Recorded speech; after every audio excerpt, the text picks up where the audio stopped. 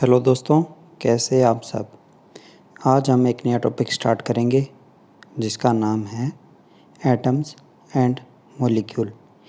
Atom को हम हिंदी में बोलते हैं परमाणु और मॉलिक्यूल्स को हम हिंदी में बोलेंगे अणु। तो इन सब की शुरुआत कहाँ से होती है, सबसे पहले हम ये देखेंगे। तो बात करेंगे हम 500 BC की। अब ये एग्जैक्ट नहीं है, 500 BC यानी ईसा मसीहा के जन्म से 500 साल पहले की हम बात कर रहे हैं। उस समय भारत और ग्रीक के कुछ फिलोसोफर थे। फिलोसोफर यानी दार्शनिक। उन्होंने एक आइडिया दिया और वह आइडिया क्या था? वह आइडिया था आइडिया ऑफ डिविजिबिलिटी, यानी हम किसी मैटर को कितना डिवाइड कर सकते हैं। अभी तक एटम एंड मॉलिक्यूल्स इन सब के बारे में हमें कुछ नहीं पता।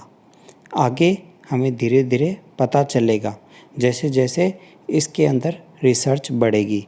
तो भारत की तरफ से महर्षि कर्नाड ने एक पोस्टुलेट दिया और वह पोस्टुलेट ये था कि अगर हम कोई मैटर को डिवाइड करते रहेंगे, यानी पहले 10 है, फिर उसका 5 किया, फिर उसका 2.5 किया, इस प्रकार से डिवाइड करते रहेंगे तो एक ऐसी स्टेज आ जाएगी कि वह और आगे डिवाइड नहीं होगा और वह अनडिविजिबल होगा।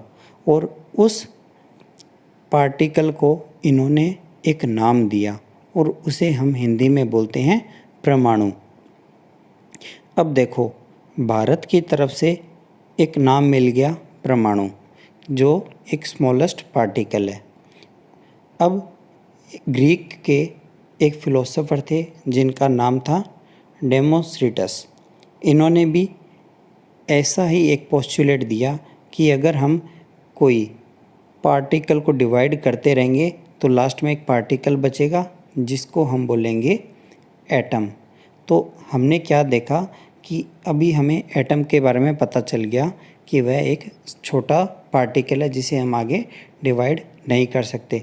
लेकिन 18वीं सदी तक, 18th सेंचुरी तक इसके अंदर कोई भी प्रैक्टिकल एक्सपेरिमेंट नहीं हुआ था। अभी तक सिर्फ थ्योरी की बातें चल रही थी। तो अब हम ये देखेंगे कि आखिर ये एटम जिसे हम परमाणु बोलते हैं होता क्या है। आप मान लीजिए आपका घर है, एक एग्ज़ाम्पल लेते हैं। तो आपके घर के अंदर दीवार होगी। आप उस दीवार को देखिए, दीवार किस चीज़ से बनी है? दीवार बनी है बहुत सारी ईंटों से, ब्रिक से। तो उन ब्रिक को एक साथ ऐसे जचा रखा है जिससे क्या हमारे घर की एक दीवार बनती है। अब हम क्या करेंगे, उस ब्रिक को अलग कर लेंगे। तो आपने क्या देखा, घर दीवारों से बना है। दीवार किससे बनी है? एक ब्रिक से बनी है। और ब्रिक को अगर आप देखोगे तो ब्रिक किससे बनी होती है? मिट्टी से बनती है, सैंड से बनती है।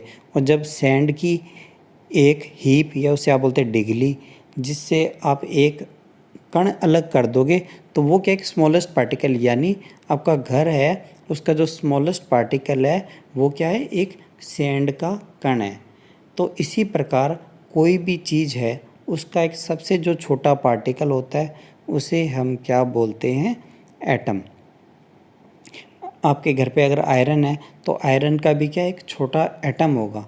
उसी से मिलकर, खूब सारा मिलकर हमें क्या मिलता है? कोई भी आयरन की एक चीज़ मिलती है।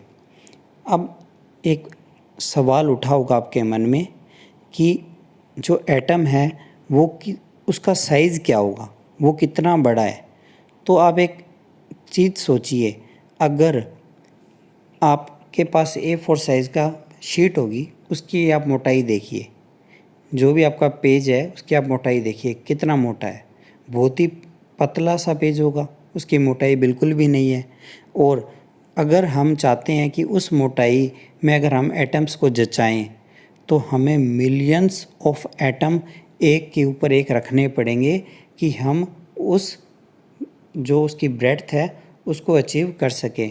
तो इस प्रकार एटम का साइज़ बहुत ही छोटा होता है। और एटम के जो रेडियस होता है उसको हम मेजर किसके अंदर करते हैं, उसको हम मेजर करते हैं नैनोमीटर में। 1 मीटर के अंदर 100 सेंटीमीटर होता है, आप सबको पता है।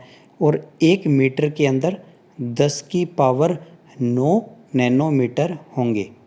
ठीक है, 1 मीटर के अंदर 10 की पावर 9 नैनोमीटर, यानी 10 1 के बाद में 9 जीरो लगेंगे, वो हमारा 1 मीटर के बराबर होगा। अब आप एक बात बताओ, एप्पल है, एप्पल का साइज़ होगा 1/10 ऑफ मीटर, यानी 10 सेंटीमीटर के आसपास। एक रफ़ आइडिया ले लेते हैं, एग्जांपल ले रहे हैं हम। उसके बाद में चींटी है, चींटी और भी छोटी होती है, तो वो क्या होगी 1/1000 ऑफ ए मीटर। उसके बाद में अगर आप हाइड्रोजन, जो वाटर का मॉलिक्यूल होता है H2O, उसका साइज़ क्या होगा 10⁻⁻9 मीटर। तो ये क्या एक रिलेटिव साइज़ है।